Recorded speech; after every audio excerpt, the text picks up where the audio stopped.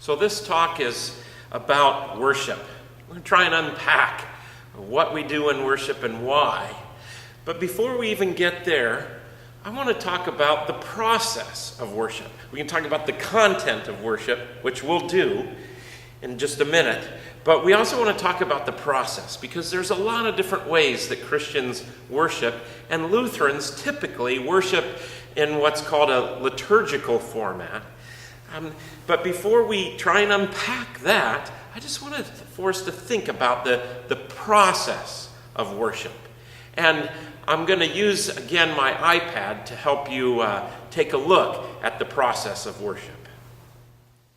So what we want to do here in this little exercise is compare the process of like an entertainment experience with a liturgical worship experience.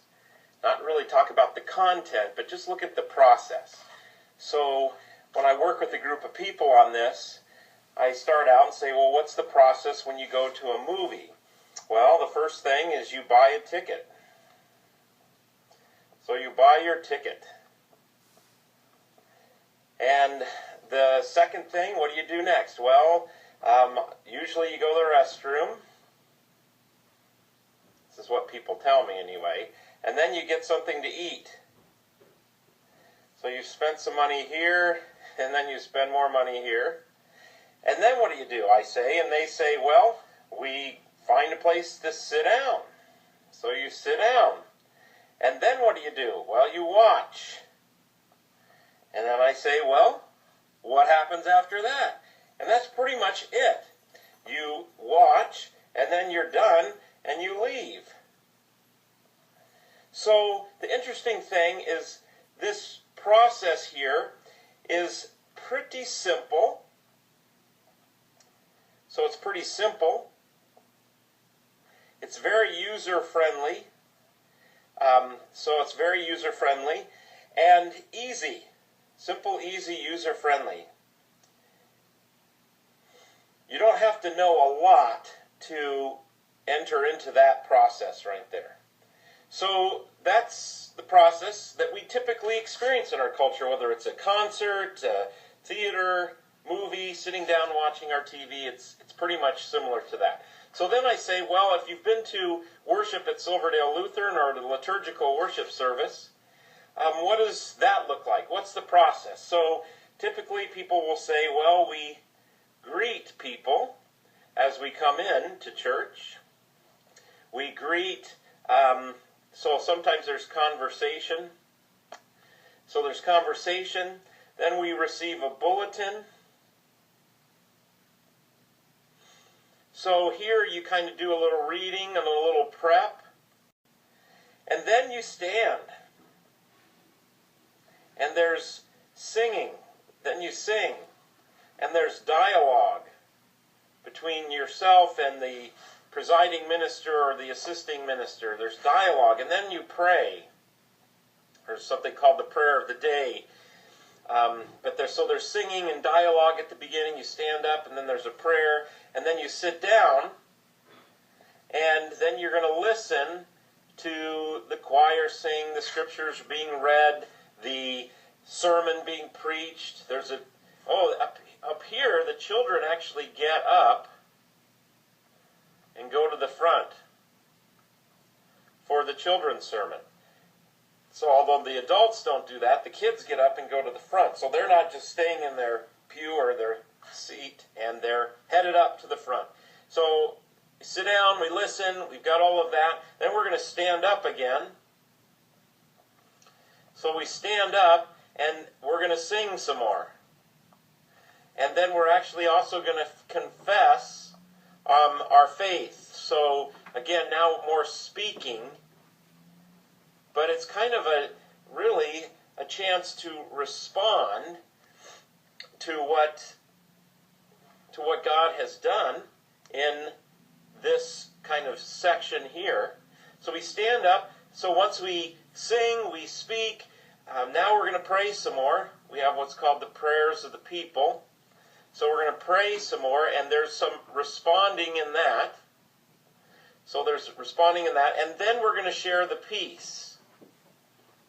And here we actually share and we speak one-on-one to other people. So that's kind of interesting. And then we're going to have an offering. Now, just a quick note. Notice where the money comes in this process over here versus where the money comes from in this process. Here you got to put your money up front before you even get in. Well, in worship, it's free. So the money part, the offering, comes after as a response to what happens up here. Now, please also note that this is symbolic of our giving our whole life to God. It's our opportunity to return to God what God has given to us. All right, so there's the offering. Well, what happens next? Let's go back up here. After that, we're going to have a meal. And in this meal, there's more dialogue. Just like perhaps you give thanks to God before you have your meal at home, well, we have a great Thanksgiving. And that involves a dialogue and words. And we put Jesus' words with the meal, as you've perhaps heard in a prior talk about the Lord's Supper. So we have a meal and we eat, and then we're going to come forward. So we stand up, and now we come forward, and we have that meal. And either kneeling at the altar or around the altar in some way, we have the Lord's Supper. We come up forth to the table and we receive the meal. So interesting. This is good. So we've had the meal. We've come forward. Now we're going to actually stand up again. A lot of standing and sitting. We stand up, by the way, to show respect and reverence to God. Kind of, it's a way of getting our attention. We're going to sing sometimes after we have the meal. And we're going to have another prayer. And then we're actually going to have a sending song or a sending hymn. And there's also a blessing or a benediction. So, there you go. And then I guess we finally leave. Although even here we don't leave. Sometimes we go and we have fellowship. And we socialize. Sometimes. You don't have to. So, what do you notice right away by looking at these two experiences? The entertainment cultural experience here and the liturgical worship service here. Of course, when I work with a group of people on this, they all of a sudden right away say, wow, there's a big difference. So let's go down here and write maybe some words. So this one is passive, people typically say, and this one is active. This one, use a fancy word, this one is kind of vicarious. That is that you experience it through someone else. You're really not having the experience. When you're watching an action-adventure show or movie, you're not actually, diving out of the airplane. You're watching someone else do that, and you're experiencing it through them. That would be true about theater, concert, etc. Although in theater and concert, maybe you're more a part of it than certainly a movie because it's a live show. But still, I think it still works, that it's somewhat vicarious. Here, it's really first person. You're there. So here, you are definitely an audience. But over here, really you're on stage. And I'll talk more about this in a minute. Here, you're watching. And here you're working. So, when you look at the difference between these two experiences, what comes right away evident is that they're obviously very different. And let me ask a question. And again, I'll talk some more about this in a minute. What happens if you come to a liturgical worship service over here expecting that it's going to be like over here? with that mindset that I'm going to sit down like you do over here and wait to be entertained. If you come to this process with these expectations, you're going to miss it. You're not going to, this experience here is going to be like, wow, that was like I sometimes hear, that was boring. Well, it's not boring.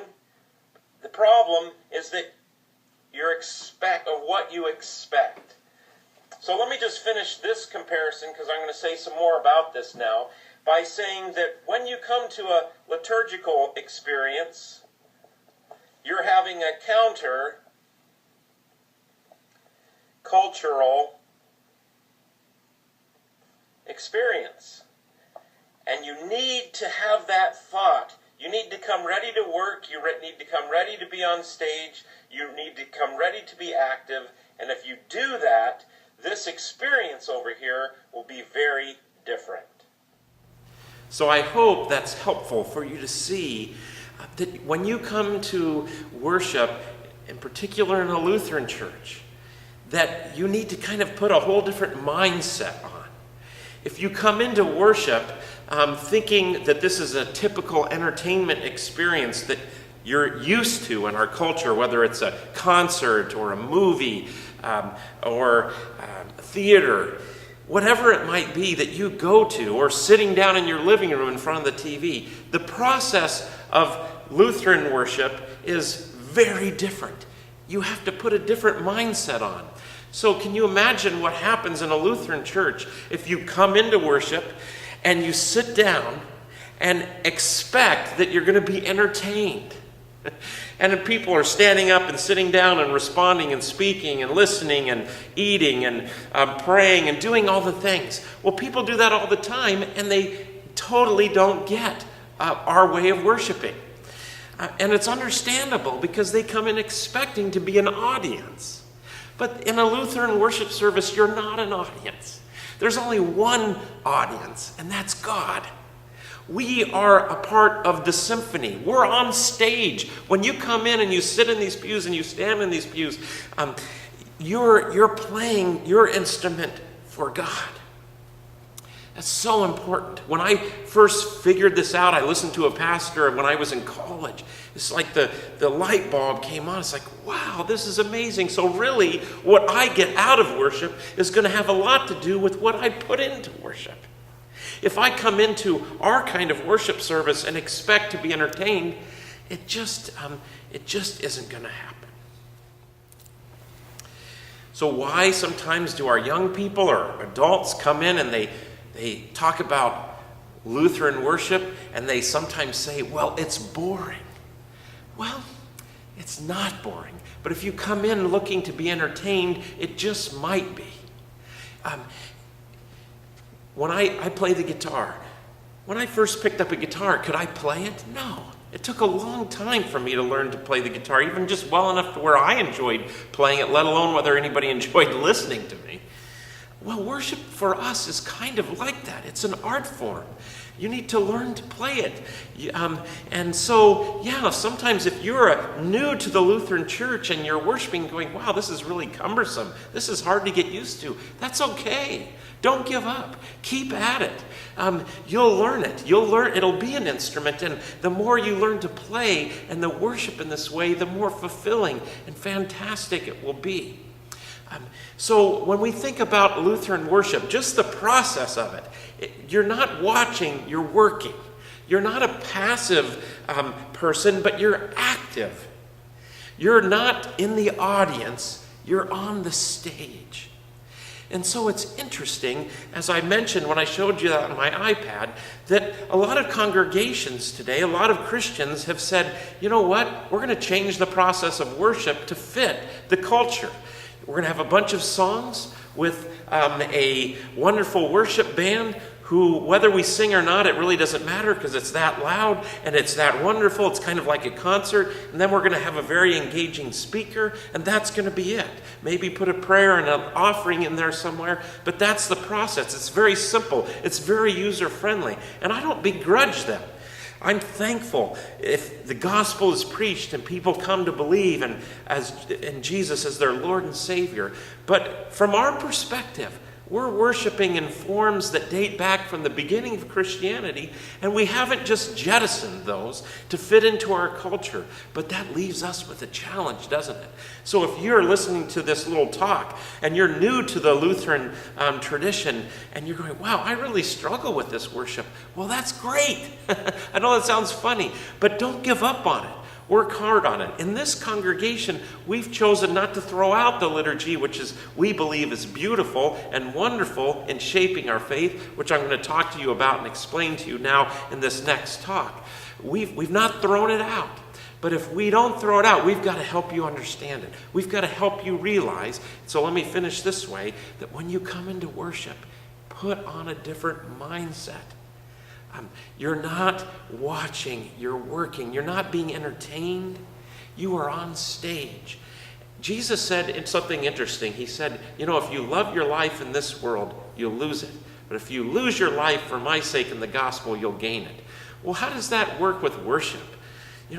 If you'll come and just pour out your heart, whether you can sing that hymn or not, you look at the words, whether, and you work in that liturgy and you respond and you become an active participant, you kind of surrender that kind of want to be entertained, you just might find the most fulfilling experience of your life.